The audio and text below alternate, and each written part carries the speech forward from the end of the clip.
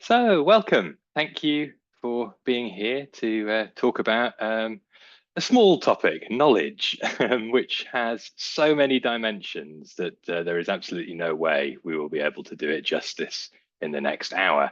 But I hope we can touch on some of the, I guess, intricacies that come up around that word. And yeah, I've rather provocatively juxtaposed it with another word, wisdom. And yeah, I wouldn't want anyone to imagine that that's the main aim of what I'm trying to say, that there's one thing called knowledge, another thing called wisdom, and there are odds. It's not one is, I guess, inimical to the other. One leads perhaps to the other, or perhaps there's elements of both in both, and we're going to unpack what that means. So, basic plan is I'm going to talk for, I don't quite know how long, maybe 20 minutes or so.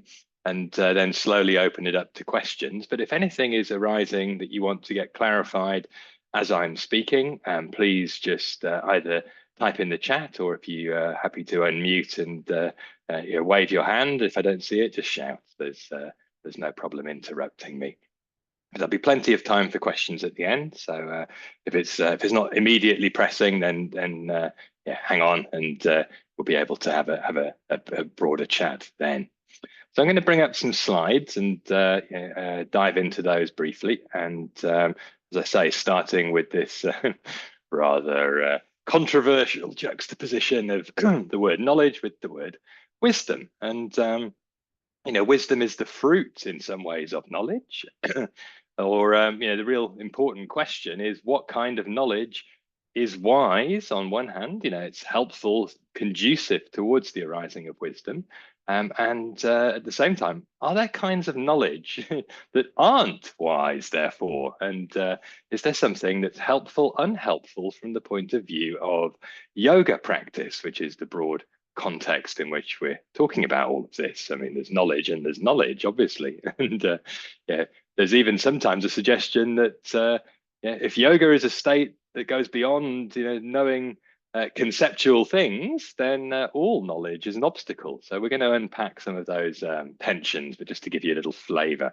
And let's dive in and see what form that takes. Well, the first thing I think we need to do if we're going to start talking about words is to go back to the words that are being translated as knowledge. And there's two verbal roots here that really go right back into the distant past of ancient Indian history, coming from Sanskrit.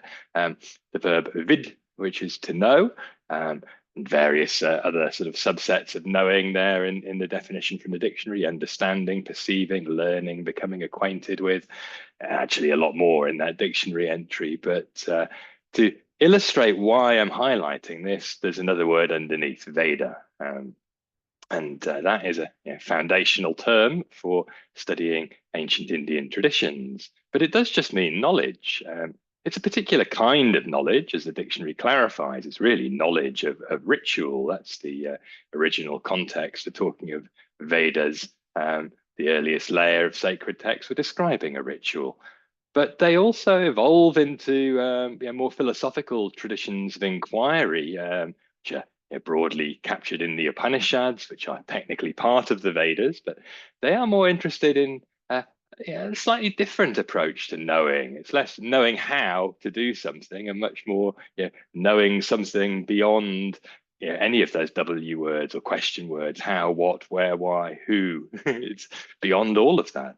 And that comes under the category on the right, really, the words formed from the root nya, which is a type of knowledge that is perhaps transformative. The word jnana is what is broadly taught in early Upanishads. In fact, the Upanishads become known in later Vedanta traditions as the Jnana Kanda, the section of the Vedic collection of knowledge that's all about knowing, rather than just about knowing how to do something. Because the other part is the Karma Kanda, which is about action.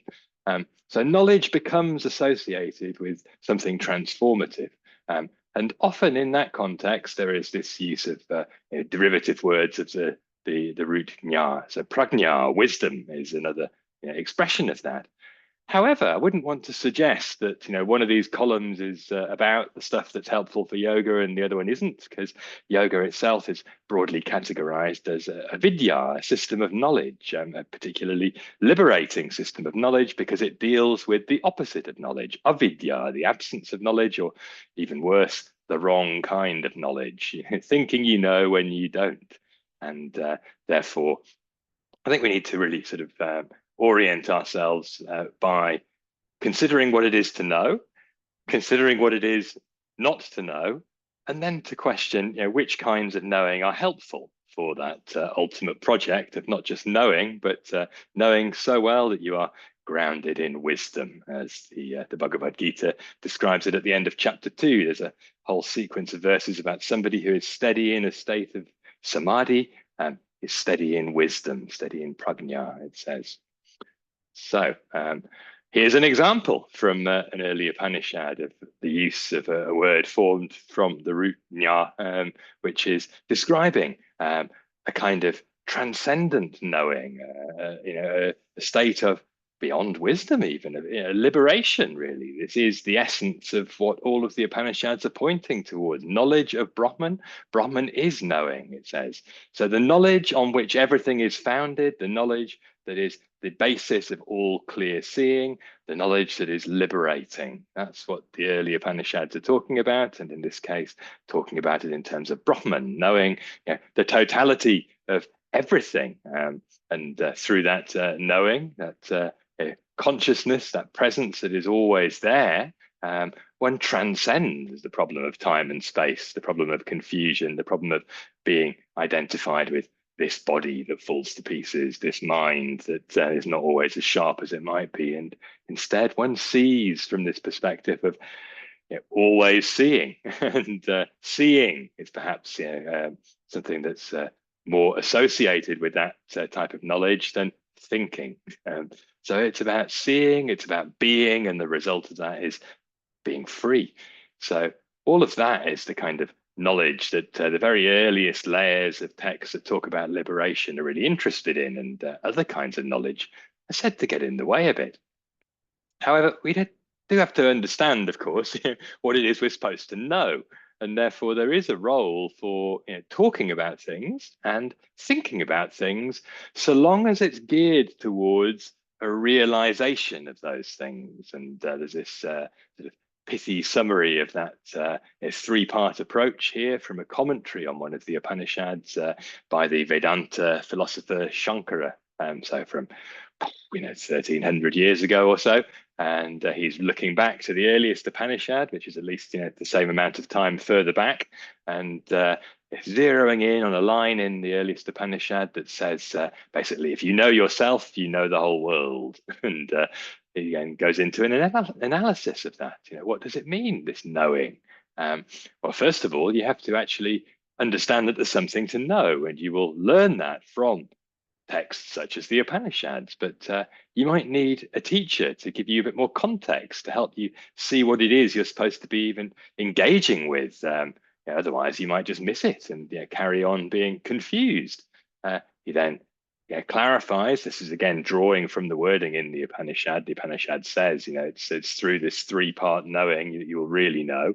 But he's emphasizing, Shankara, that each of these three dimensions are basically practice. First part of practice is to hear statements of condensed wisdom like the one we just saw, then to reflect on them, and then slowly to embody them. And only then, once you can combine these three, will you be able to have this transformative awakening into the liberated state that sees the unity of things. And whatever the worldview, whether it's from the Vedanta perspective or not, all yoga texts are basically talking about this. They're talking about what is the source of information you can rely upon? What do you do to assess, the validity of what's being expressed? And then how do you put that into practice so that it's not just an idea? And all of that is, what yoga teachings are about. So sitting around talking about ideas does have a place. But the idea is that the ideas themselves eventually get collapsed into the embodiment of the ideas rather than just being ideas. Otherwise, they would be to a certain extent, a waste of time, when there is this other project that one could be engaged in. And for that reason, some of the early Upanishads also warn against, thinking that because it's very possible that you have a little flash of insight. You may know ever so little the visible appearance of Brahman, says the Kena Upanishad, another of the early Upanishads. So this thinking you know it well is the source of your confusion, because you latch onto that, you get identified with that, you start to think, I am a knower. And the whole point of this inquiry that the Upanishads are pointing towards is to see beyond the idea of me, the idea of there being anybody who does the knowing apart from the all-knowing totality. And you may not actually understand all of that if you get shrunken back into the realm of I think I know. So it says instead you should focus on what you don't know.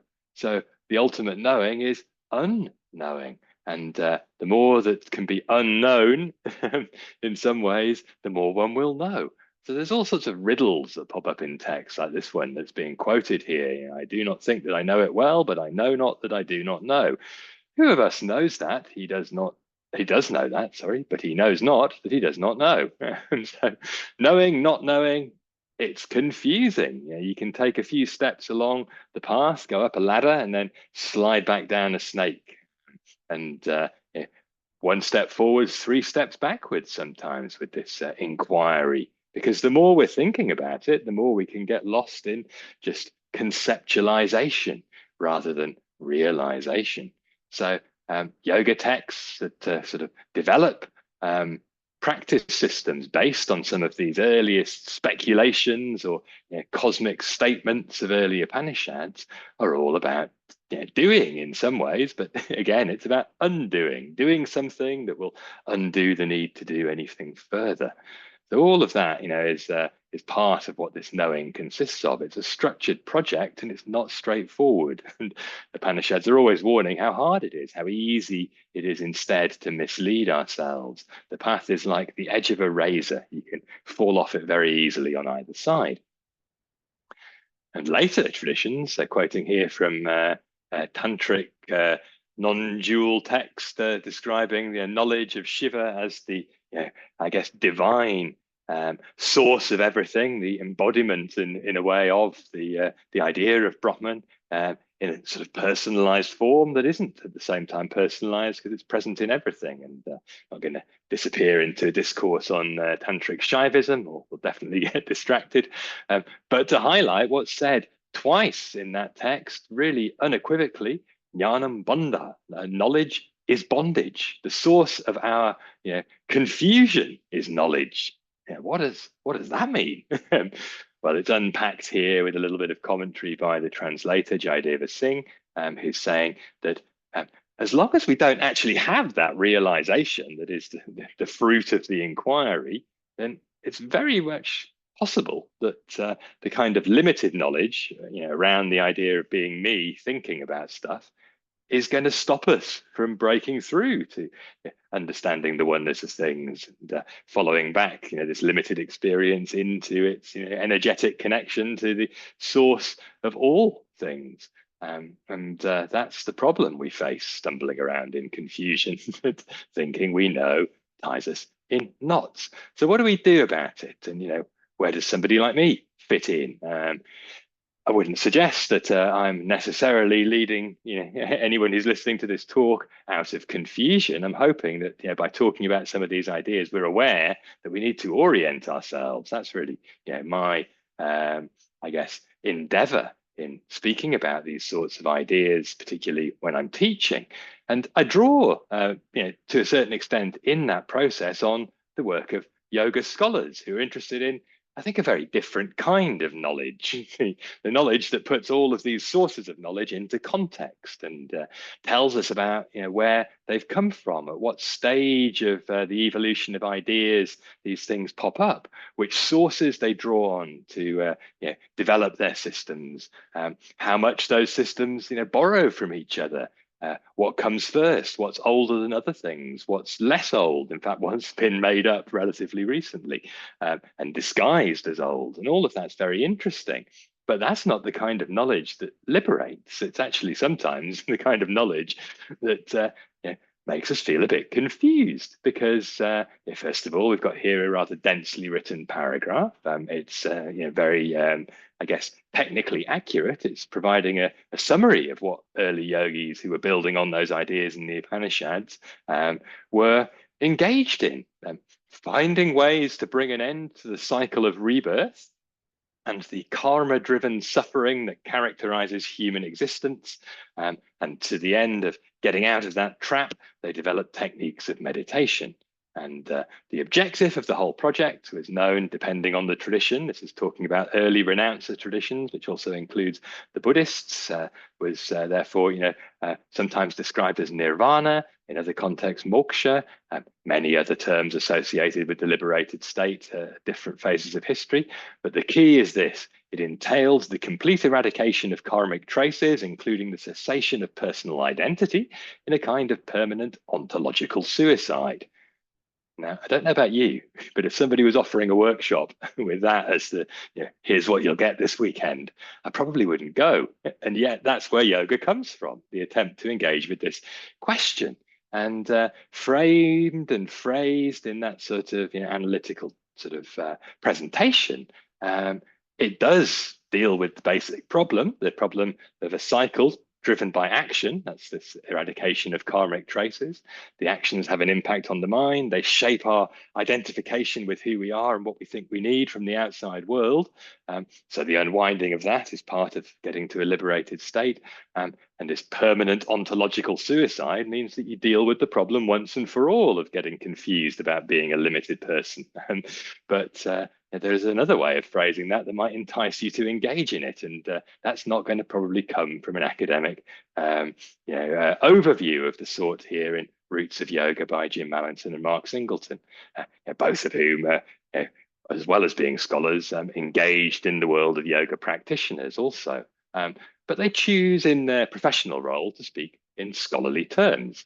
And I find it helpful to draw on that information, but I'm not really one of them in that sense. In that, first of all, I'm not engaged in advanced research at a university. I'm more of an interpreter of what's coming out of those projects, and trying to tie that back to what we've just been talking about. Traditions of practice, how to know. At the same time, I'm not, one of the early Upanishadic gurus who's saying, just follow me. I'm not even going to put myself up as the next Shankara, systematizing the knowledge and saying, here's how it all fits together. I would say I'm perhaps stepping in on the first rung of the ladder, he points out. Here is information from a range of sources, from traditional texts, from scholarly analysis, from the worldview of a practitioner. How does it all fit together in a way that helps us start to navigate for ourselves, assessing which way of seeing is most appealing, which way of practicing might therefore be most fruitful, which sorts of teachers might perhaps be able to shine a light on that path forwards, and most importantly of all, which texts are worth reading and which ones will just get in the way of that way of seeing. So that's the kind of thing I like to talk about. And as a result, I've sometimes suggested that engaging too much in that realm of scholarliness can be the exact kind of bondage that is alluded to sometimes in text, because it takes us away from the practical objective of seeing beyond the mind. Instead, as I rather provocatively once wrote it in this article, intellectual gymnastics are a block to all of that. So although scholars are engaged in something that's very, very helpful, translating texts, explaining where they've come from, this is not geared towards helping us put that stuff into practice. But it can be, if we look at it slightly differently. And I think that's where different approaches to knowledge can come together in a very complementary way. And I know this just from my own personal experience. I've had a background as a practitioner now going back to the 1990s. I have also been teaching in an academic setting in most recent incarnation at SOAS in the University of London, where Jim Mallinson was until recently teaching the course that I taught this year. So I've put myself into that position and engaged with scholarly presentations of material. But what I'd like to do more than that is to come back to my own orientation as a practitioner and to do what I do outside of an academic setting, which is to think, how does this information you know, become useful? And for that, I think I draw on also another kind of teaching I do at the Oxford Centre for Hindu Studies, which is much more geared towards interpreting traditional knowledge for an audience of the generally interested lay people, but at the same time, often people from India. So I find myself sometimes in an uncomfortable position of explaining ancient Indian texts to Indian students, and obviously saying, I'm an outsider, but I've got a certain, way of engaging with this from a mixture of an academic background and from a practitioner's perspective. And I think we can tie those things together quite fruitfully when it's clear, which mode is perhaps in charge of the show. And in the university setting, it's very clear it has to be, the academic analysis. That's what universities are for. They're for, critical investigation of ideas. Go to the yoga studio though, and actually critical thinking often goes out the window.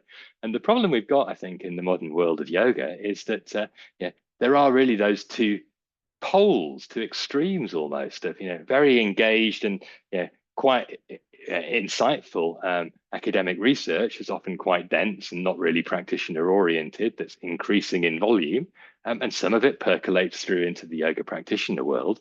But there's a lot of misinformation, misunderstanding, masquerading as wisdom that's being parroted day in, day out in yoga teachers' presentations of material. So I like to try and build a bridge between those worlds, and that's what I'm trying to do through this new course that I'm going to be offering, which I've rather ambitiously titled The Path of Knowledge. And I'm no stranger to ambitious titles, having written a book. It's called The Truth of Yoga, although it does say at the very beginning there's no one truth. And actually, what's really important is that we start to think for ourselves what rings true. Because in the end, none of these systems of knowledge from the distant past are going to speak to us directly in the 21st century. So the entire aim of this course that I'm going to be running is to get inspired by ideas from the past and to use the opportunity to come together and build on some of these scholarly methods for analyzing material, build on some of the wisdom embedded in traditional teachings, and start to weigh up for ourselves, what is this useful for? How might that guide me in my yoga teaching, in my practice? How might it relate to the rest of my life? Or even more broadly, how might it inspire me to write a book? I mean, this book that I wrote grew out of studying at SOAS 10 years ago. And then I wound up back there teaching, having written that book. So we never really know what's next. But I think there's something very fruitful that comes up from gathering together and talking. And just to underline, there is the words that I was alluding to, never been any such thing as one true yoga. So we end up having to ask what authenticity means, because we stand in the 21st century somewhat at a distance from the traditions on which we are drawing to get anchored in yoga philosophy or an understanding of where practices have come from. Whether that's just a distance of time or for most of us, a cultural difference from completely different continents and worldview even, that we can get a little bit better established in the more we study, but will always somehow not be quite as instinctive as the one we grew up in. And therefore, we need to, I think, first of all, engage with the reality that things have changed and that therefore, it's always going to keep changing. And what's changing right now is the way that we are changing what yoga means as we engage with it. And the more honest we can be with ourselves about that, the clearer we can become about what it is that we're choosing to prioritize and why, and the extent to which we're drawing on traditional ideas in what we're doing. And there's no obligation to do that, of course. You can invent anything you like and it could still be authentic to you, but will it be in any way connected with what's been called yoga before? Which is why I think this is a very much a personal inquiry. And that's what I want to facilitate through running a year-long course. It's an opportunity to, first of all, get a comprehensive overview of the history of yoga, of the sort that is basically what I presented, and to terms of teaching at SOAS, with a little bit more context added in there, and always to focus on making this relevant to practice, and then discussing it, thinking about it, getting into the realm of cogitation, reflection. How might we then take this away and embody it for ourselves? That's the real point of the course, because that's what authenticity ends up meaning. How do we have a way of relating to the past that is meaningful to us, that will be of service in whatever we're doing in the rest of our lives? It's not to try and align ourselves to something from a long time ago, because first of all, it's unrealistic. And second, we'll almost certainly fail, because there's all sorts of things in old text that we would probably rather update or leave behind. So the format for all of this, you can find out much more if you go to my website, truthofyoga.com.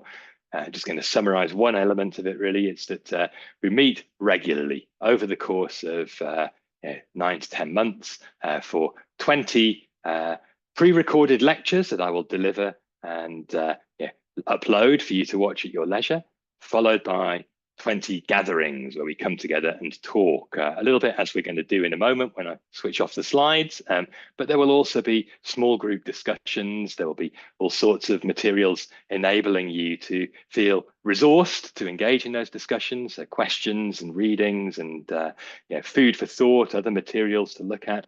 So every 2 weeks, meeting for 90 minutes to talk, but over those 2 weeks, doing quite a bit of work to get prepared, the sort of work you would do in a master's program. This is really the condensed essence of everything I got from studying a yoga MA on offer as a practitioner-oriented community, really, because it's a chance to come together and talk, and we learn from each other. And so there's an outline on the website of all the different topics we'll go through over the course of those 20 modules, plus the dates on which we will meet to discuss. And there will also be recordings of those seminars, but you'll get the most out of them if you come and engage with them live, not least because the bits that happen in the breakout rooms won't make it onto the recording.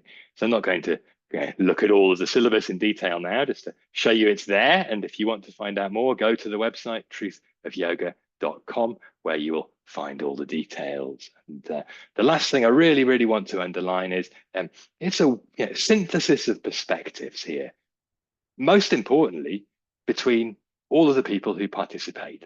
So there will be a facilitated discussion, which is the core really of the course, but also at the same time offering you the framework to engage in your own inquiry, looking back at the past, but also at the future. What am I doing with knowledge? Why does knowledge matter? How do I engage with knowledge? And there's included in the program a couple of one-to-one discussions that will help you work towards a final project that gives you your own integration of what you've learned in a way that's meaningful to you. And that does not have to be a scholarly essay. There are many ways that can be approached, and you'll find out more about that. If you're interested, you can always contact me if you'd like to discuss it, or we can have a chat about that in a moment. But just to underline really what's on offer, the sort of information that you get from a university master's degree, but for much less money, a really relevant engagement with the sort of material that scholars are producing, tailoring it to whatever the priorities are of the group, trying to make it relevant to whatever it is that interests those who are participating, and therefore thinking about how we apply that practically, engaging in the process with all the main systems of yoga philosophy. So if you ever were looking to do an advanced teacher training for the philosophy, this would supplant the need to do that, and you'll also meet great people from all around the world. So the last thing to say is there's an early bird offer, and you've still got some time to explore that. So please do have a look at the website if you'd be interested. I'm going to stop talking about all of that now, though, because there is also the opportunity in this Q&A just to talk about knowledge and to talk about what it is to be wise. And I won't want to suggest we only have to answer questions related to the course, but I am excited about this course, and I think it really is the distillation of everything I've been doing as a teacher in the last 10 years. And I think it's a way to really help us all to get better established in being our own teachers to a certain extent, although it does help to have somebody external who can orient us as well. But there's a lot of wisdom within us, and these traditions are always pointing us back to something subtler within us that knows something beyond the mind. And there's very much an encouragement to engage with that as part of the course.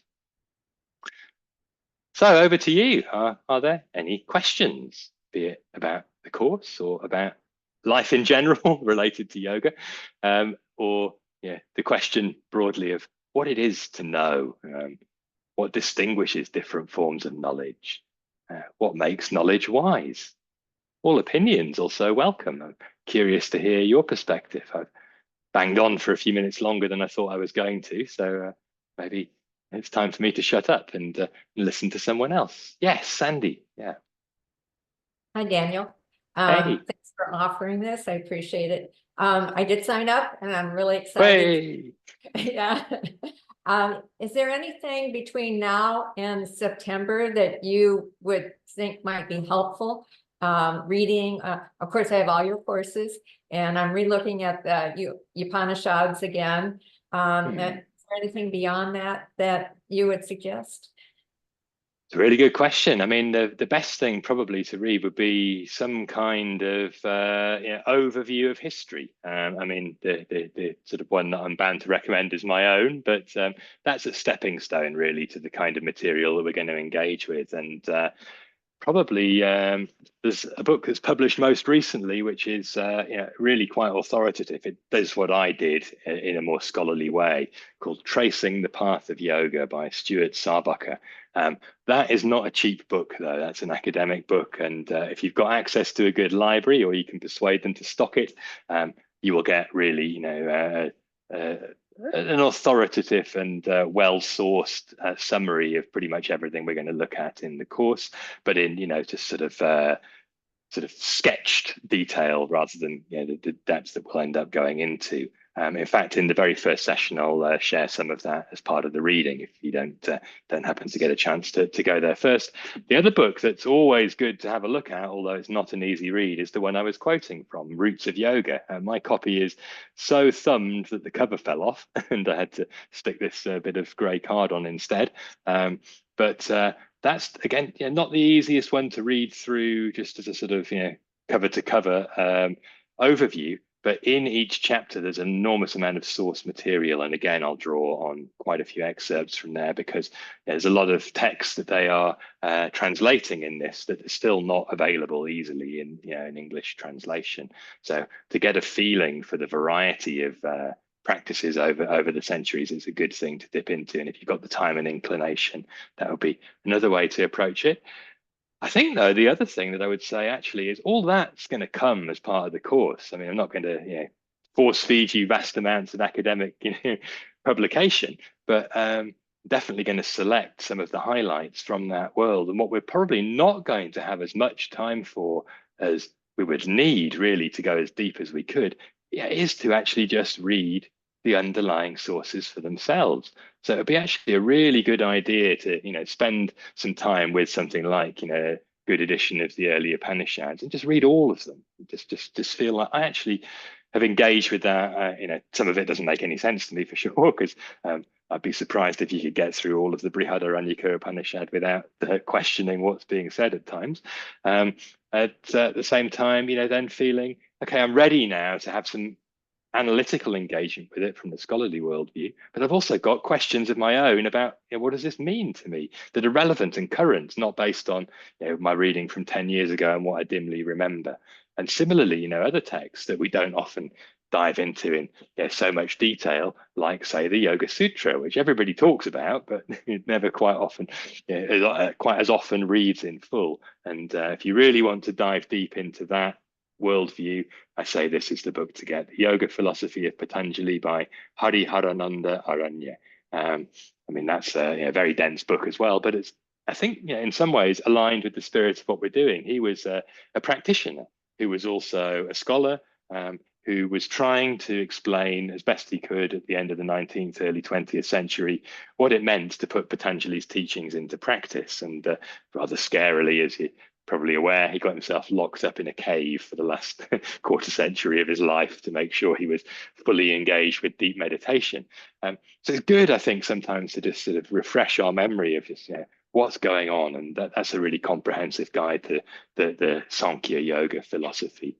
Or to take a text like the Bhagavad Gita, but get a really good edition, like this one by Winthrop Sargent, that goes verse by verse, breaking down every single word of the Sanskrit. And if you could spend, a bunch of time just, reading 2 or 3 verses a day and starting to get familiar, you don't have to study much Sanskrit to start to recognize words, to start to see how things, recur and get used in different contexts. That would be really beneficial. It'll give you something to work with. So any of the above options is really which one speaks to you. I really want to say, to underline that this course is all about finding your own way.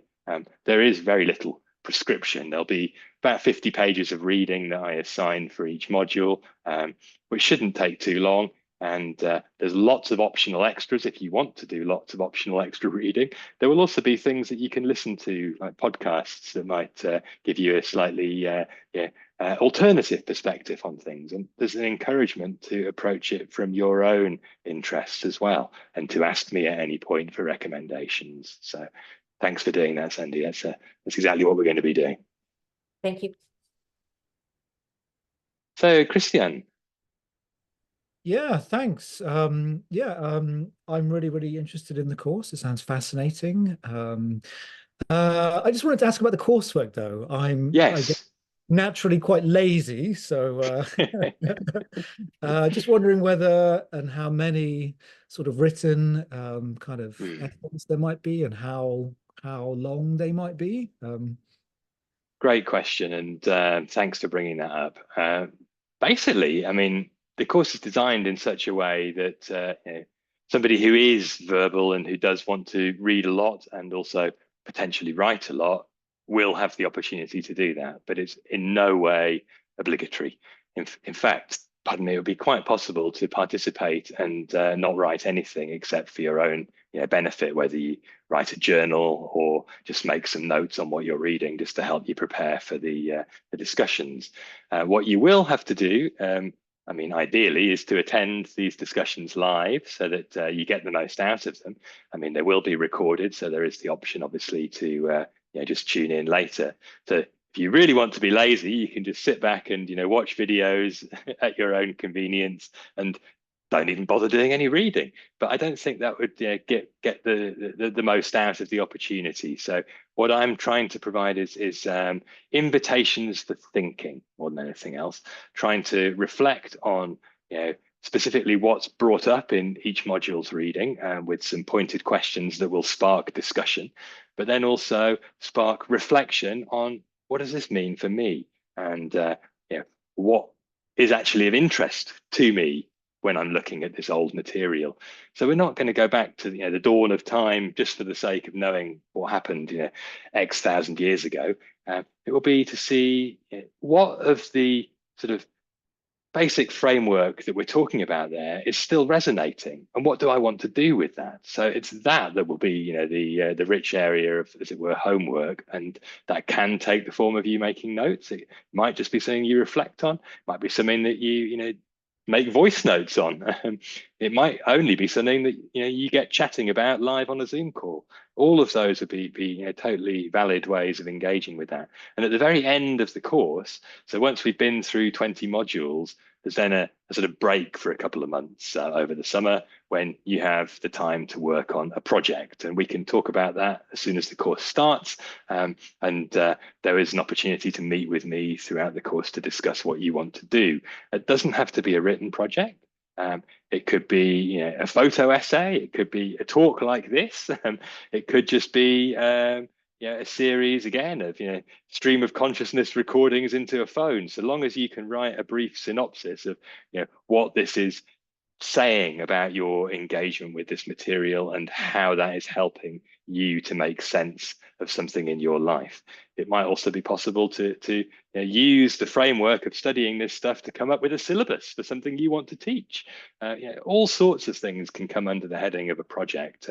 Whatever is actually useful to you is going to be valid so long as it engages with the material, and it's something that you can show me, and ideally come to the final seminar once we've all submitted that material. I might even make a project myself. We'll see. We'll come back together, and you'll be invited to give a brief presentation to everybody else. And so that's a sort of graduation ceremony. But no one's going to get any grades unless they desperately want them. If you really want to write an essay, you can even choose how long it will be, and I'll set you various possibilities. I will happily grade it according to stringent postgraduate marking scales. If you really want that, you can have it, but I'm certainly not going to subject you to it and make you feel that's necessary. So the short answer, you don't have to write anything unless you want to, but it will be helpful to put aside some time. And I think, really, once you add up watching a 90-minute video, participating in a 90-minute Zoom call, doing a bit of reading, doing a bit of thinking, it could be a day in each fortnight that's might be split up over 7 or 8 days. But yeah, there's probably a few hours that need to be engaged with to get the most out of the course. But you'll have access to the materials also afterwards. So there's always the option to go back and revisit and go around and go through it all again. So it's not necessarily the case it's now or never. But I do think that the momentum of having the group and the opportunity to be speaking to each other will sort of help us all along in that way. So Lisa, you had your hand up. Hello.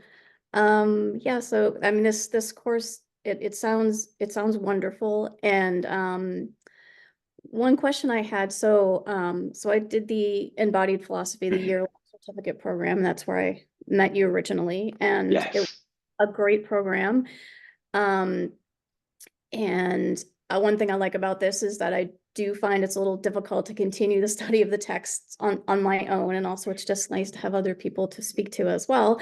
But Yes. also one thing I think was a little bit missing from that, and I know they were thinking about offering another course on this, but was like trying to really work out how specifically as a yoga teacher, I would be able to kind of infuse this into my teaching in ways that are kind of like bridging, like what you talked about, between like something that could be like an academic type of workshop and something that is like a led group asana practice.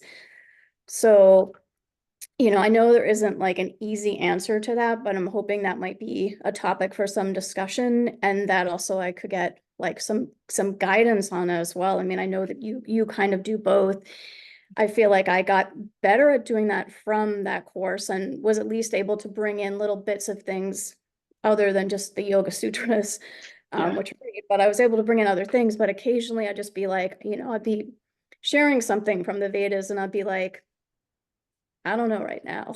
like I'm trying to share this but I don't know. I just think it's something I would like to develop further, and is like, I think that for modern life, there's a lot of things that can still, a lot of gems from these texts, as well as trying to just be respectful of the roots of yoga, that we can infuse even into a class that is mostly asana, but I don't feel that I'm very good at doing that. So I don't know what your thoughts are on that. No, thank you. That's really the spirit of the course in a way, is to try and offer people a framework for thinking about those things. The one thing I'm probably not going to do is to say, here's how to do it. One day I might actually try to develop a course that offers a suggestion for how to do that, or brings people together specifically to think about that, because there is obviously a lot of interest in it. But the one reason I've been wary of that so far is I don't know that it's really a question of just, here are a few how-to guides to incorporate a few ideas in the presentation of what is otherwise, a physical practice. I feel it's more important to focus on study and deep engagement with these ideas, and perhaps even a realization of some of what they're pointing to be able to just speak from one's own experience, and then to anchor that in references to texts. And that's when one has authority, I think, as a teacher, and is able to come back to the title of the embodied philosophy. It's it's what makes us embody ideas is when they are real for us. They're not just ideas. And so I often come back to the idea that it's really important to know something well. And if you know one thing well, that's actually really good. You can go a long way around one idea if you're really investigating it from every possible angle. So I don't want to sound discouraging and say that's not a valid thing to approach. I just wanted to insert that caveat at the beginning as to why it's not necessarily been my focus so far. But through this course, because anyone who's really going to be interested in this is either a bit of a yoga nerd or well established in yoga teaching, or has done quite a lot of study in some way already, it's clearly not going to appeal to the newbie. I think we'll all be able to, through the group discussions, seed ideas for one another or respond to each other's questions with, here's what I did. And it will be, a resource for each of us to be plugged into the community. That's one dimension of it. The other is coming back to what I was just saying in response to Christian about the project. It could well be your project is to think about, a series of workshops that you would like to offer that will demonstrate something that has grown out of your engagement with these ideas. And then part of your homework over the whole process will be to think about how to make sure that they are embodied ideas, and that you got very well established in them, and can therefore orient your teaching approach around them. And this is the sort of final part of it, really, that for me, the main purpose of studying history is to understand the themes that have had continuous resonance, and to see how they kind of come in and out of the mix, but that they're consistent. And it gets easier, I think, then, certainly for me, particularly in my own practice, to think, especially as I have to let go of all sorts of things thanks to my body getting old and breaking, what's really important? What is actually transformative? If the whole point of yoga is transformation, just how much contorting is required for this? And I think the honest answer is it's not necessarily got anything to do with it. I mean, it can have if we want to, but at the same time, there are other things that are almost non-negotiable about how we relate to ourselves, to the world, and particularly to what goes on between the ears. And so I think thinking about it from that point of view as a project of trying to identify key themes that will enable me to think about what I might prioritize in what I offer, as well as how I anchor that in the philosophical backdrop, could be a really fruitful way to just feel much more confident in marrying ideas with techniques, because they are the same thing in the end.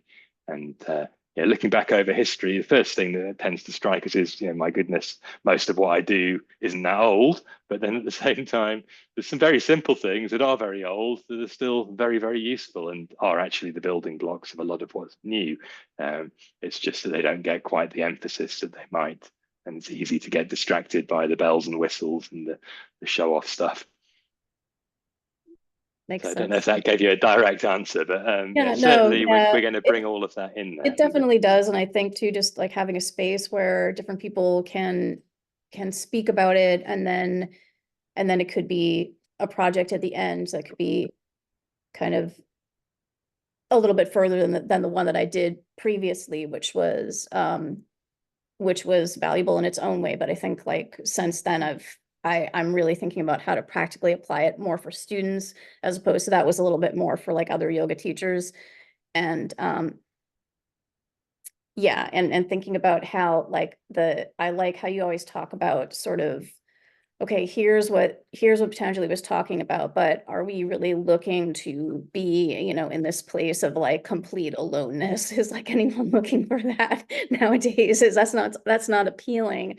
But there are many things that he does talk about that would be appealing, and that are still things that people are deeply searching for, even beginners. Yes, they may not absolutely know, but and often because they've heard a few things about Patanjali, those tend to colonize the conversation. The 8 limbs, for example, yep. And maybe stilling the mind, although no one really quite knows what to do with techniques to make that happen, but they tend to miss out all the interesting stuff about kleshas and the way in which we can eradicate them through the ways that we relate to ourselves and the world. And there's something very fruitful there. And I often like to emphasize, Eleonora can tell you this, it's something I've said several times when we've discussed it, write your own pithy summary. Actually take the sutras themselves and say, which are the 3 or 4 ideas that really resonate with me. And if I had to just pick, a dozen sutras that were going to be of use, how would I turn that into something that's actually still respecting the spirit of what this text is getting at? Because I'm clearly not going to get very far trying to teach people to be invisible or to fly. I mean, I'd like to, but at the same time, I do think there's some very sensible things I could say about dealing with the problems that arise in the mind. And that's where really interesting things start to happen. There's a course I've been studying at the moment, and those who were with me and the Upanishads course I just ran will be perhaps even already tired of hearing about it. But there's a German scholar monk, Analayo is his name. This is Buddhism, and I'm just curious because there's a lot of Buddhist influence on the Yoga Sutra. So I was curious to understand how a modern monastic scholar, basically somebody who is as steeped in analysis of history as the yoga scholars I was talking about earlier, but at the same time, he's a monastic who is clearly, fairly realized in his understanding of things. How he would build a system of practice that's basically mindfulness, but based on what the Buddha was getting at, rather than what the modern marketplace is interested in. And I think one can do the same sort of thing with any ancient text to say, what's the spirit of this, and how might some modern techniques like asana practice be aligned with making these really important things actually come alive for people.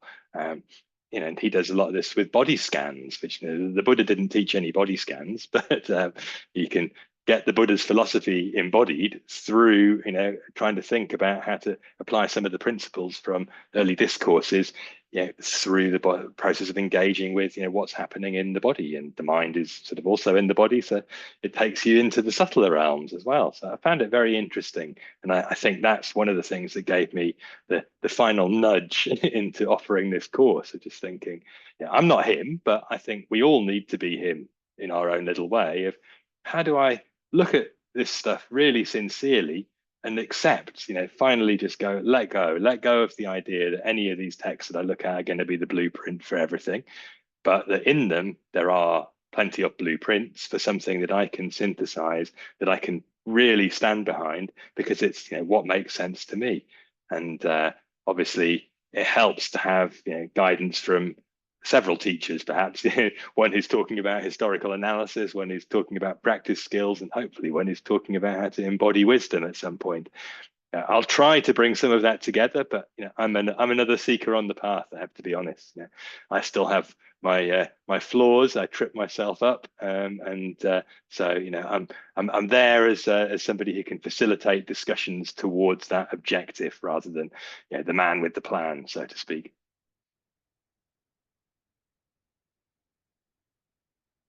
Yes, Eleonora. Hi, Daniel. Nice to see you. And hi, everyone. And hi, Lisa. I think I may have recognized you from years and years ago when we did the course together. So it's nice to see you here. I don't know if you have touched upon before, but I wanted to ask you if there are mini assignment or mini integration points throughout the year, instead of waiting until the end with the project to see, not necessarily as a test, I'm not interested in getting any marks, is more to have an opportunity to self-assess in the way that the thinking is progressing.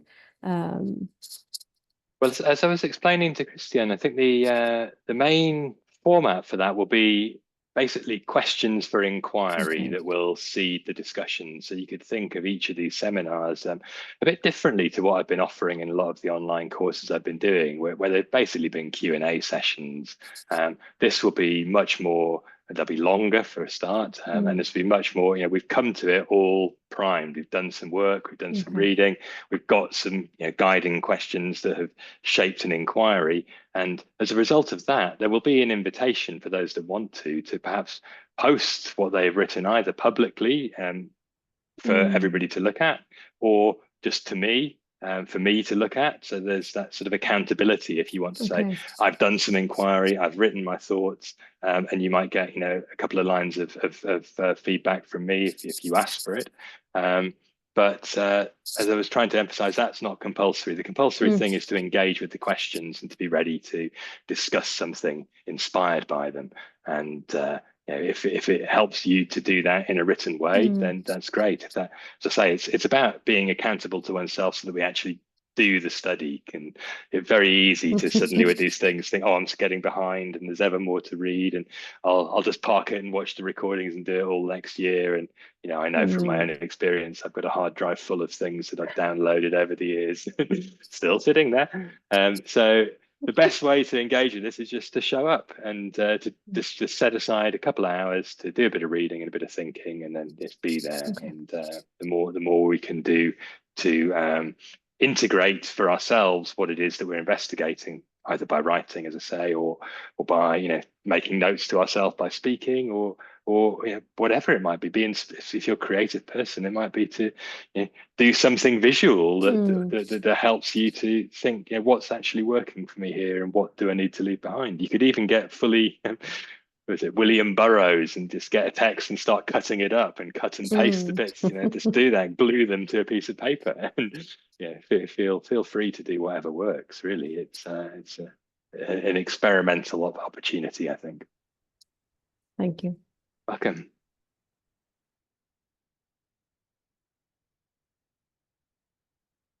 Any other questions or reflections, whether in relation to the course or just more broadly about this quest for knowledge, or what it might mean to embody philosophy? There's lots of ways in which we can bring that into fruition, but very easy to talk about and less easy to do. And I wonder if anyone's got any thoughts about that, because I suppose if I was to rewind 10 years ago and remember what it was like when I went and studied a master's degree, I found it a little bit alienating. It seemed to almost take me away from my practice, because first of all, it disillusioned me and made me think, oh, everything I thought I knew is wrong. And then secondly, it had this sort of compounding effect of, I better learn a lot of stuff, and actually all the sources that I thought I should rely on are no longer deemed correct, and I should therefore submit to this full academic re-education program.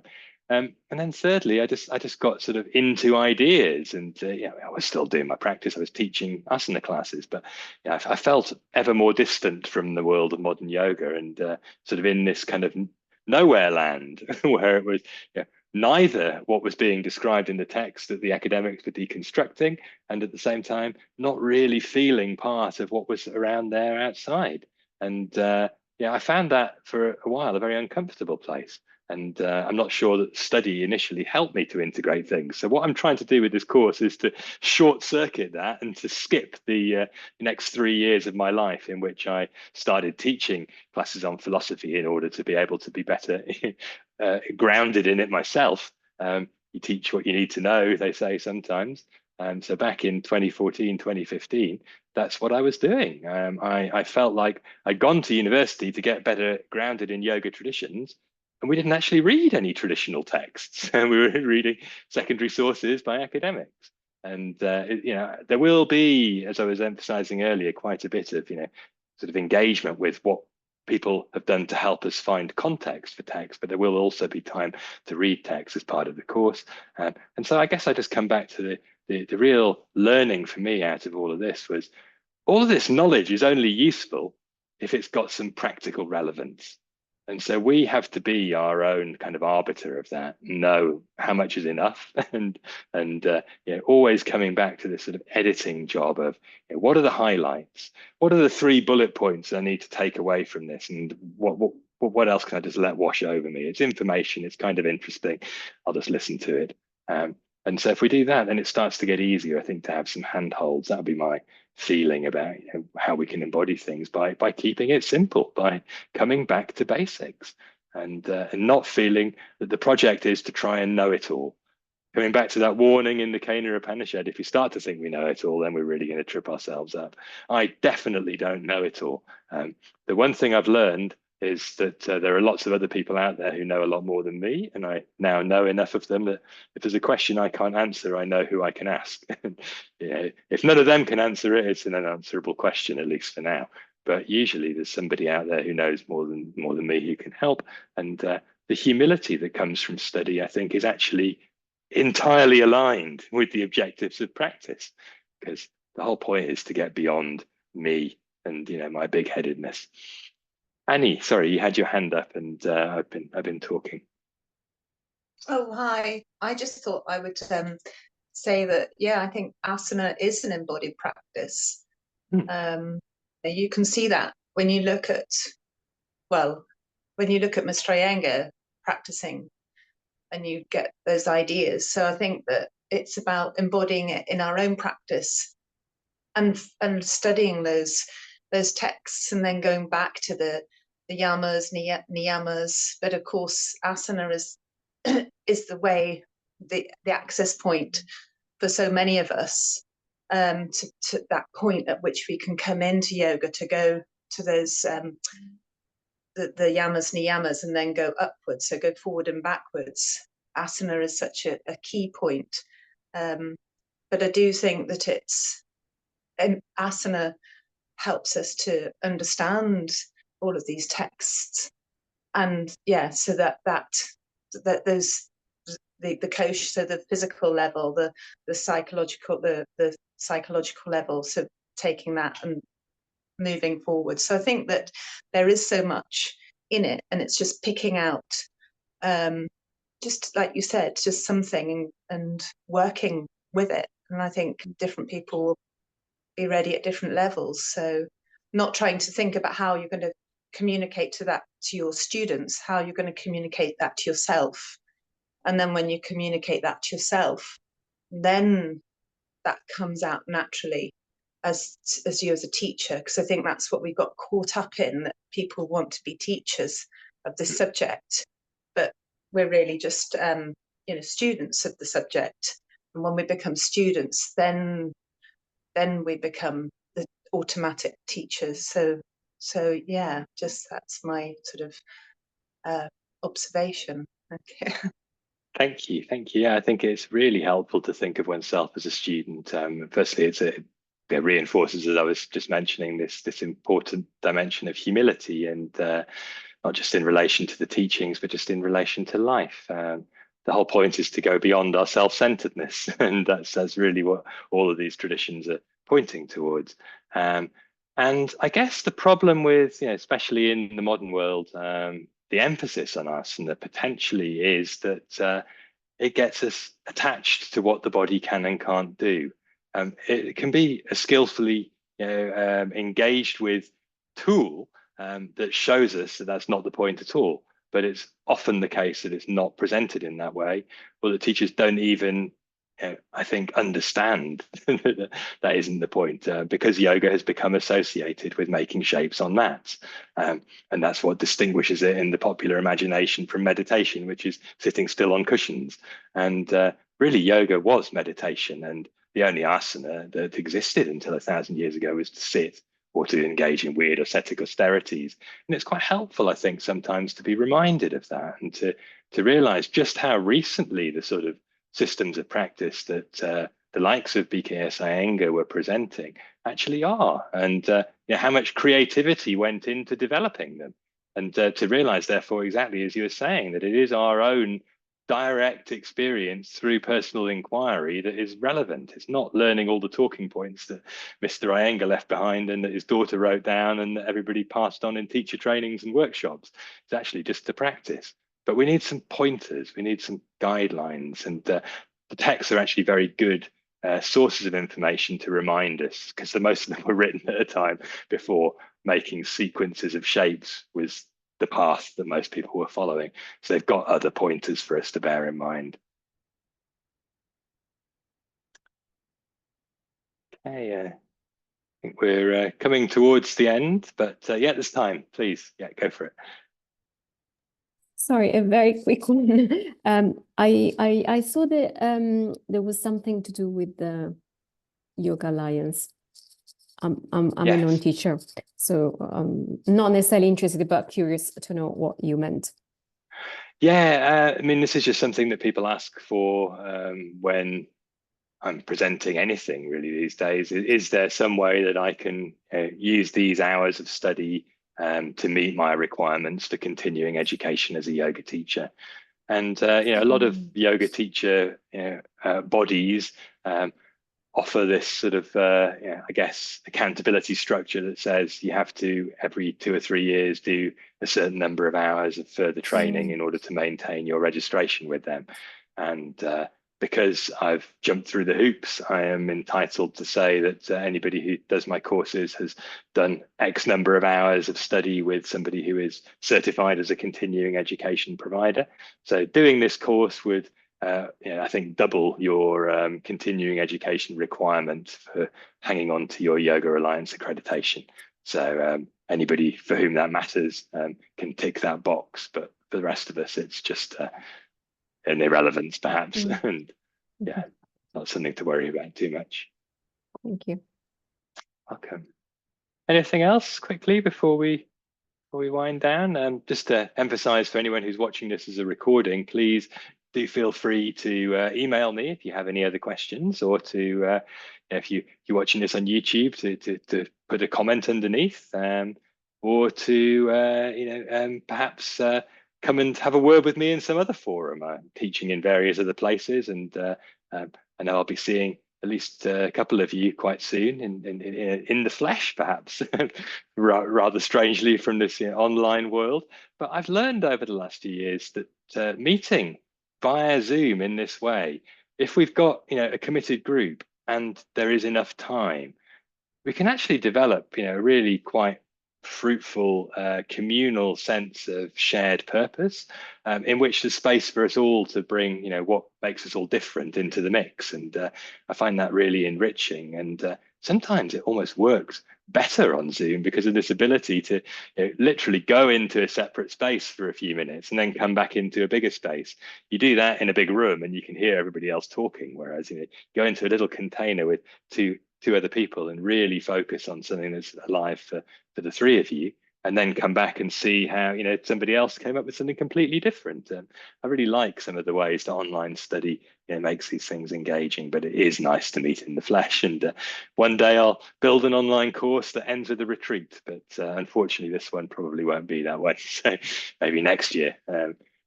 For now, though, I hope some of you will consider coming to join the journey. And if there's anything I can do to help you decide if that's for you, please get in touch. And for now, wish you all the best with everything, and hope to see you again soon. Bye for now.